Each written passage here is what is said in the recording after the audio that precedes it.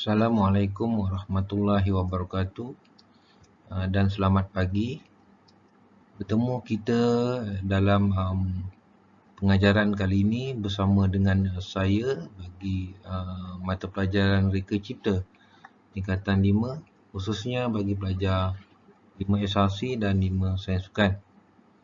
Okey, hari ini adalah hari Selasa 23 bulan 2 2021.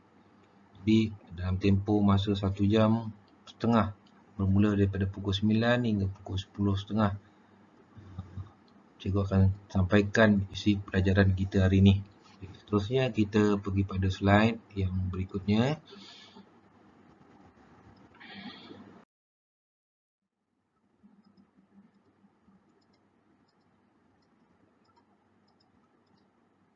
Okey, hari ini cikgu akan sambung pelajaran yang telah disampaikan oleh Cikgu Hafiz pada minggu lepas, iaitu masih lagi bab 10 berkenaan dengan bahan, peralatan dan mesin pembinaan produk.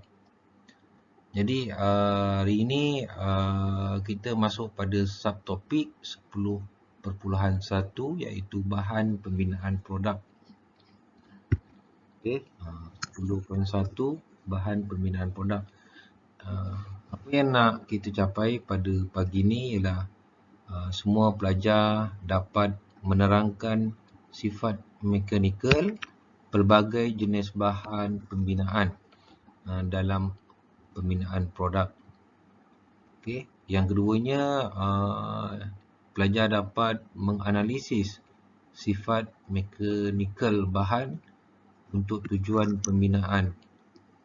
Jadi sasaran cikgu di akhir sesi pengajaran cikgu hari ini, semua pelajar berjaya menerangkan 5 sifat mekanikal pelbagai jenis bahan pembinaan dalam produk. Okey, kita sedia. Cikgu akan tunjukkan slide yang berikutnya. Kita mulakan pelajaran kita. Okey. Baiklah, kita sentuh pada objektif kita yang pertama, iaitu menerangkan sifat mekanikal yang terdapat pada pelbagai jenis bahan pembinaan. Jadi apa itu sifat mekanikal? Jadi maksud sifat mekanikal adalah ukuran kemampuan. Okey. Jadi semua pelajar cikgu harapkan dapat ingat sifat mekanikal ialah ukuran kemampuan daripada apa? Menahan daya atau tegangan. Maksudnya sifat mekanikal pada setiap jenis bahan yang kita dah belajar pada minggu lepas, bahan logam, bahan bukan logam. Okey. Semua bahan-bahan tersebut mesti mempunyai ukuran kemampuan daripada menahan daya atau tegangan. Okey. Kesannya bagi mengelakkan bahan pembinaan tersebut pecah atau meleding.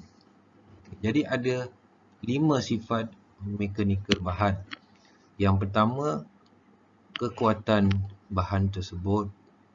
Kekuatan bahan tersebut itu yang pertama. Yang keduanya, keanjalan. Yang ketiganya adalah keteguhan. Keempat, kemuluran. Dan yang kelima, kekerasan. Jadi sifat mekanikal bahan ini ada pada semua bahan, namun ada juga tiada pada sesuatu jenis bahan. Jadi kena faham sifat mekanikal yang 5 ni. Okey. Contohnya lah logam. Okey. Kita tahu logam ataupun bahan logam dia kuat, namun dia tak semestinya mempunyai sifat keanjalan. Jadi semua sedia maklum bahawa jenis bahan pembinaan mempunyai sifat-sifat mekanikal bahan yang tersendiri. Kita teruskan pada slide yang berikutnya. Okay, yang pertama, kita kaji kekuatan yang ada pada setengah bahan, iaitu yang pertama sekali menahan beban. Okay. Kekuatan menahan beban, di mana semakin besar beban yang mampu diterima, maka bahan tersebut dikatakan memiliki kekuatan. Contohnya eksperimen yang dibuat di bawah ini, iaitu ujian makmal atau ujian parameter di dalam keadaan situasi sebenar, di mana bahan sampel ni mungkin logam. Okay. Jadi kepingan logam ini diletakkan pada satu landas yang dalam keadaan tajam, okay, dan mempunyai ruang, okay, dan beban diberikan kepada logam tersebut. Jadi apa yang berlaku? Ini beban, tekanan. Jadi kat sini semakin besar beban yang mampu diterima oleh logam, maka dikatakan memiliki kekuatan yang tinggi. Jadi selagi dia string, dia kuat, okay, dia tak bengkok, itu adalah kuat lah. Tapi kalau dia dah sedikit bengkok, maksudnya dah bengkok begitu, dia dikatakan tidak mampu menampung beban, maka dia dikatakan sifatnya tidak kuat. Okay. Contohnya kayu lah, mudah patah. Okay. Jadi kayu tu sebenarnya kuat, tapi ada hard limit dia. Okay. Bila beban tu mampu diterimanya, kita katakan dia kuat. Jadi kita bandingkan logam dengan kayu. Sebelah kanan dan sebelah kiri logam, mana lebih kuat? Baru kita katakan logam lebih kuat. Okey. Seterusnya kita pergi pada sifat mekanikal kedua, iaitu keanjalan. Yang kita tahu elasticity. Keanjalan adalah bahan yang boleh kembali semula ke bentuk asal tanpa mengalami perubahan bentuk. Contoh yang diberikan di sini ialah getah ataupun pegas. Okay. Getah ni kalau kita tarik, contohnya kita tarik kiri ke kanan menggunakan daya, okay. Kemudian kita lepaskan, apa jadi? Okay, dia akan kembali kepada bentuk yang asal. Begitu juga dengan orang panggil pegas ni. Ada yang tak faham itu apa pegas. Itu adalah spring, di mana satu rod besi dibuatkan lingkaran gulungan, maka apabila fizikal lingkaran ini ditarik, seperti getah lah kan, ditarik, dia akan kembali semula kepada bentuk dia. Dia akan jadi begitu balik. Okay. Disebabkan apa? Keadaan bahan logam tadi yang telah dipadukan menjadi pegas ataupun spring. Okay. Asalnya dia rod, sebatang rod. Bila digelongkan, dia akan bertukar sifat menjadi anjal. Bukannya dia macam getah lah. Maksudnya rod tu, molekul logam itu taklah anjal, tetapi disebabkan gelongan tadi, dia akan anjal dan dia akan kembalikan semula pada kedudukan dia. Okey, contoh bahan yang lain yang mempunyai sifat anjal selain pada pegas dan getah, apa dia? Plastik. Mungkin juga plastik yang anjal kan. Okey. Kita teruskan pada slide yang berikutnya. C. Kekerasan. Okey, hardness. Jadi apa maksud kekerasan ni, iaitu bahan yang tidak aus, okey, terhadap gorisan atau pengikisan dan tusukan. Aus ni bukannya dia nak minum kan, tapi aus ni terhakis.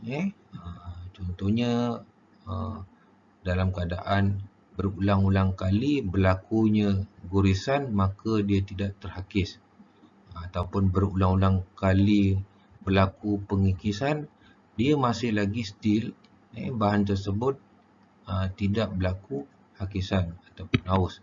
Begitu juga berulang-ulang kali dilakukan tusukan, bahan tersebut tidak berlaku aus.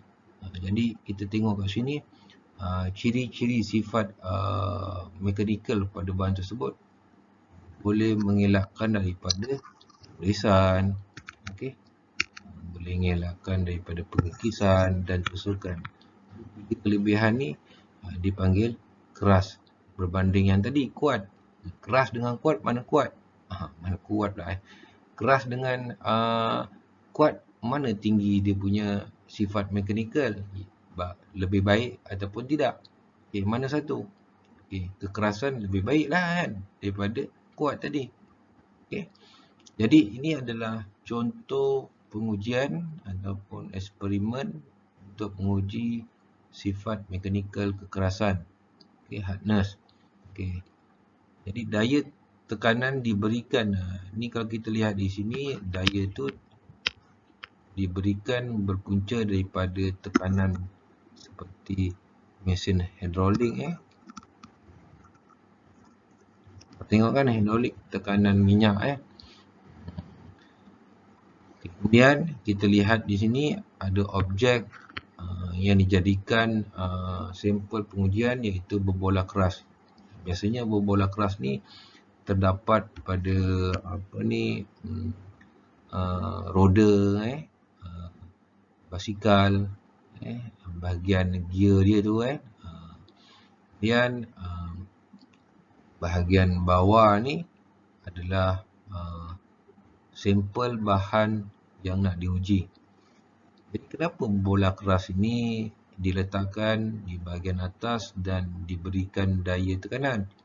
Tujuannya adalah untuk menguji bahan yang dijadikan sampel sama ada mempunyai sifat mekanikal kekerasan.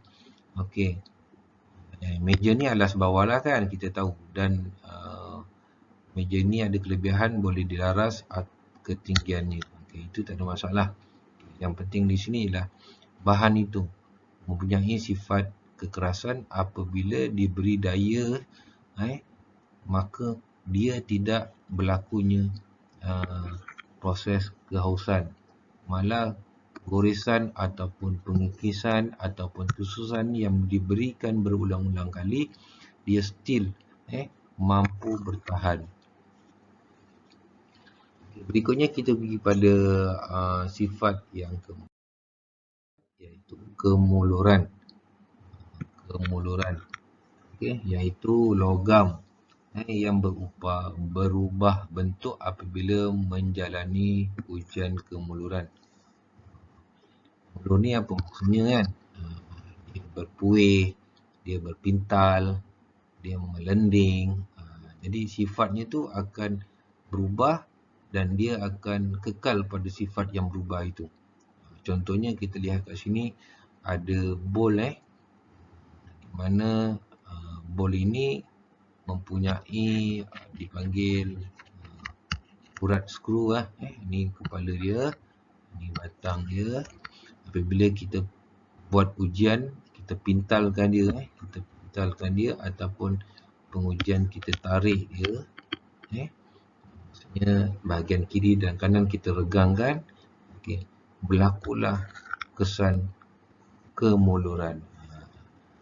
Pintal, dia patah. Yang ini dia macam tertarik dan dia tak akan kembali kepada kedudukan dia yang asal. Itu dah dipanggil apa? Anjal. Yang ini kemuluran. Mulur ni dia bila bahan tersebut diberi daya, dia akan berubah. Okey. Pada sifat yang ke-5 ya. Okey. Adalah sifat yang terakhir iaitu keteguhan. Kuat, kita dah belajar tadi, kuat, kekuatan. Okay. Kemudian kekerasan. Yang ni keteguhan. Okay. Jadi perkataan kuat, keras, teguh masuk dalam ingatan kita. Okey. Apa itu keteguhan? Itu kemampuan bahan logam ataupun apa saja bahan di mana bahan itu apabila mempunyai sifat dapat menahan tekanan beban, maka dia tidak patah ataupun putus. Kita panggil teguh. Ni ciri-cirinya. Bila dia ada sifat patah dengan putus, okey, kita baru tahu itu adalah sifat mekanikal, sama ada bahan tersebut teguh ataupun tidak. Ini contoh. Satu bahan, sampel bahan diapitkan menggunakan apit meja. Kemudian diberi daya ataupun beban tekanan iaitu hentakan tekanan ataupun hentakan menggunakan tukul, maka berlaku apa kita lihat kat sini, dia bengkok. Lama-lama dia akan patah. Dalam satu tahap mungkin ada sudut darjah dia akan patah dan putus. Maksudnya putus macam getah lah kan, tali ke tapi sifat mekanikal bagi getah, dia putus apabila ada satu tahap tidak dapat menahan beban, maka anjalnya tu dah melebihi tahap maksimum, jadi bahan tersebut akan putus. Itu contoh bagi plastik. Okey. Jadi teguh dan rapuh. Rapuh tu istilah patah, patah, rapuh, kayu. Satu tahap bila kita ketuk dia dalam keadaan yang beban yang tinggi, dia melending, berpuih, lama-lama dia akan patah. Kita teruskan kepada 5 ni secara keseluruhan, 5 sifat mekanikal pada bahan proses pembinaan. Contoh kita nak buat rumah kan, kita bukan suka buat rumah kan, mesti kita ada teras pada dinding rumah kita. Biasanya kita lihat kontraktor ataupun pekerja, dia memasang cerucuk besi ataupun logam. Jadi semuanya tu telah diuji. Jadi proses-proses pengujian bagi mengenal sifat bahan tu telah dilakukan terlebih dahulu. Kita kena ingat yang pertama kuat, yang kedua anjal, keras, mulur, teguh. Jadi yang jadikan kita kelirunya apa dia kan? Dia kuat, yang kedua dia keras, dia teguh.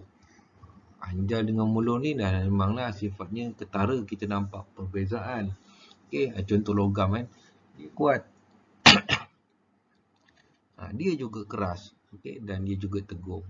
Tapi kita lihat di sini, kuat, keras dan teguh ni, kuat ni adalah tahap yang paling bawah.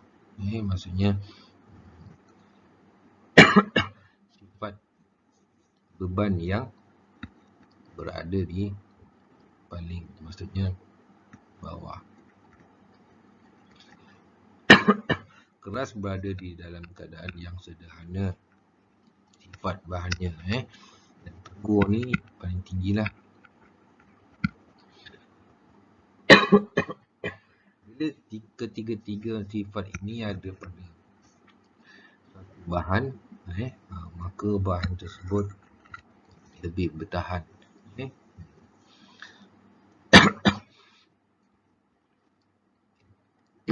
Kita teruskan pada slide yang berikutnya.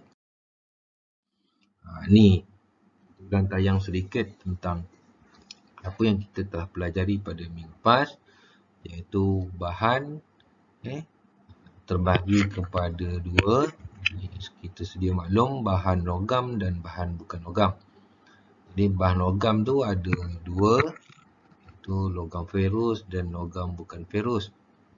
Namun kita tak secara detail mengenal pasti bahan bukan logam seperti plastik, kayu, getah dan gentian.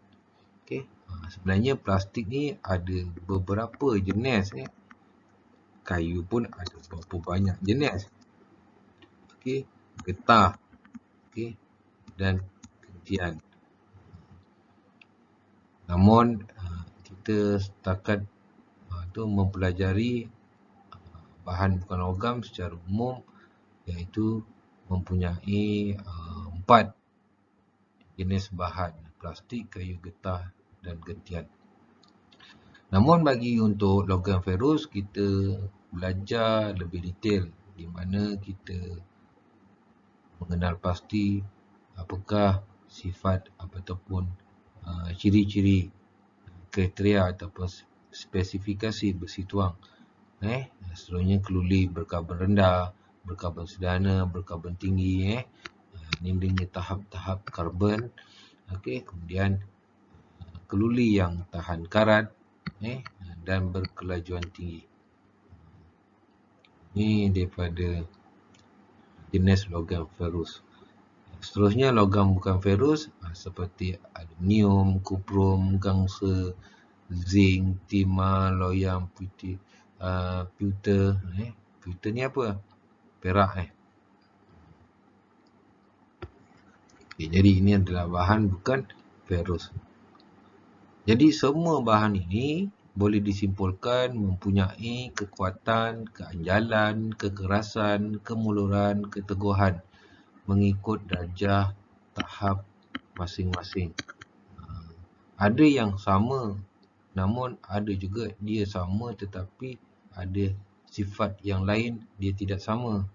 Begitu juga dengan kita lah kan. Manusia kan, hati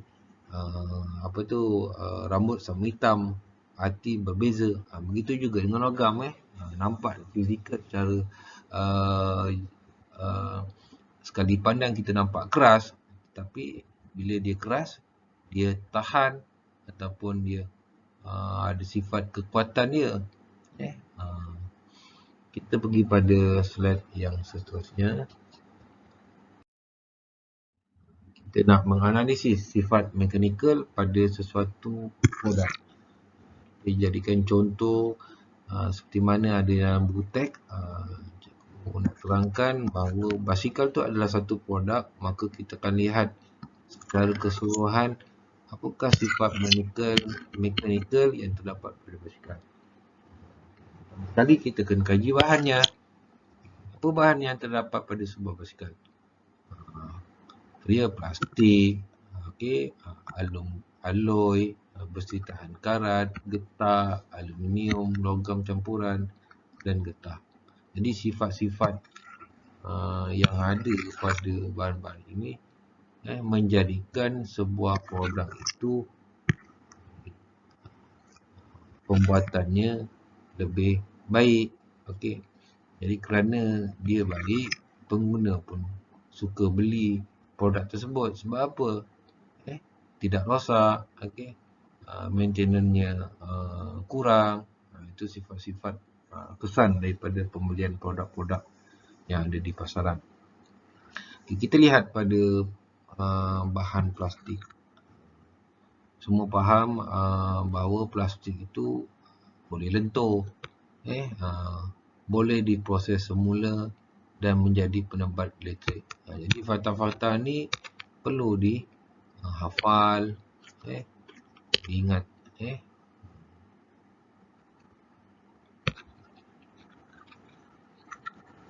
Kita pergi pada bahan yang kedua, alloy.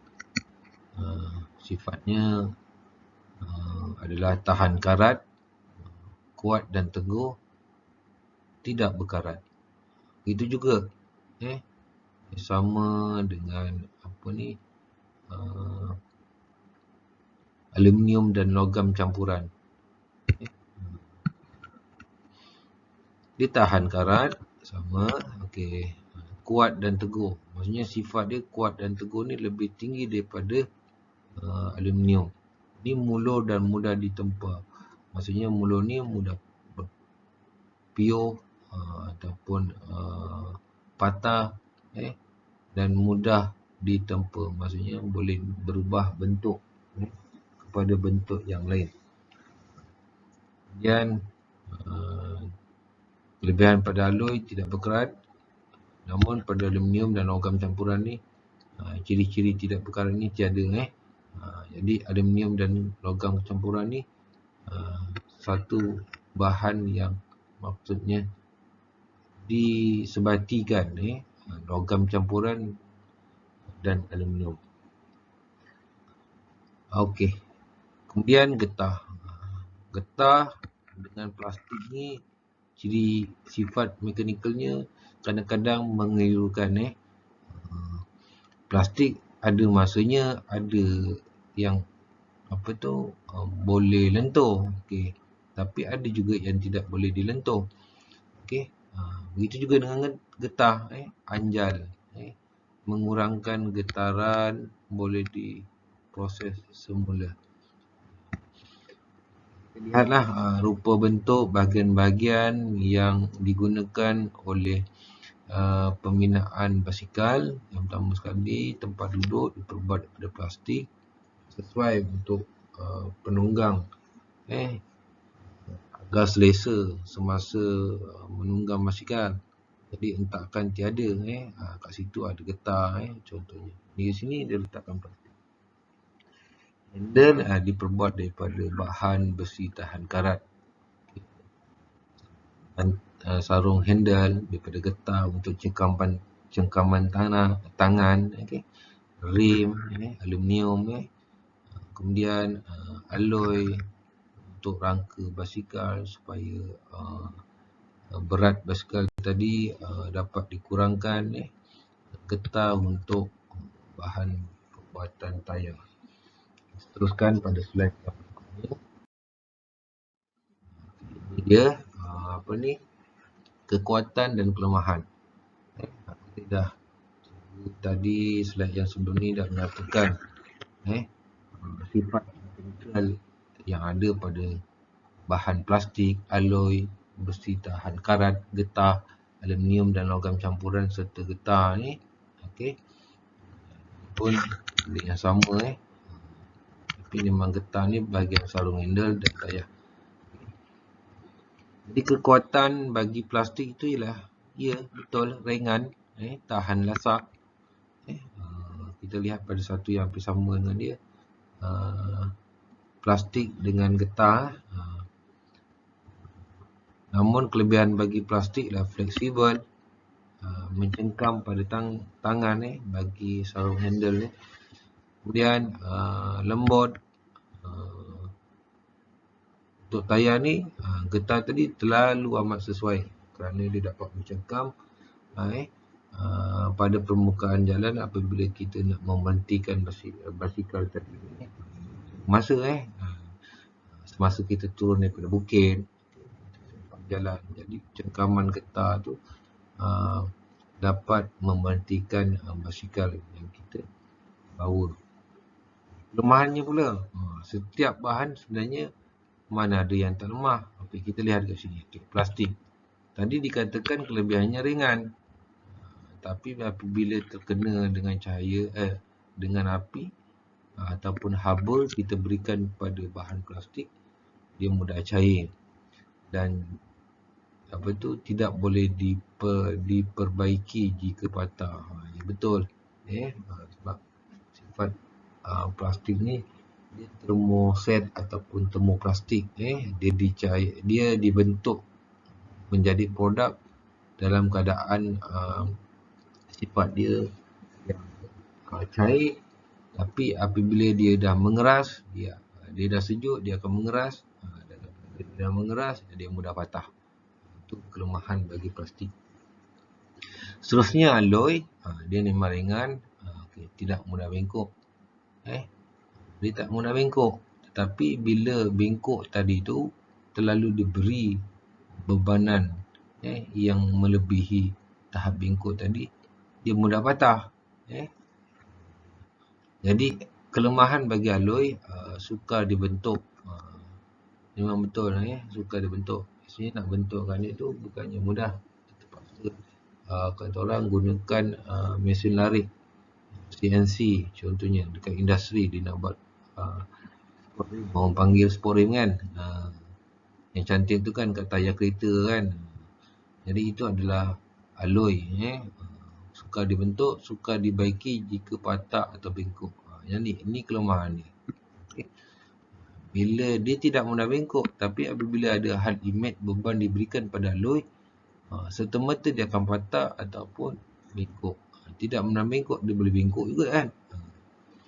Jadi seterusnya, bahan besi tahan karat, kekuatannya ialah kuat, teguh, tidak mudah bengkok, tidak perlu dicat.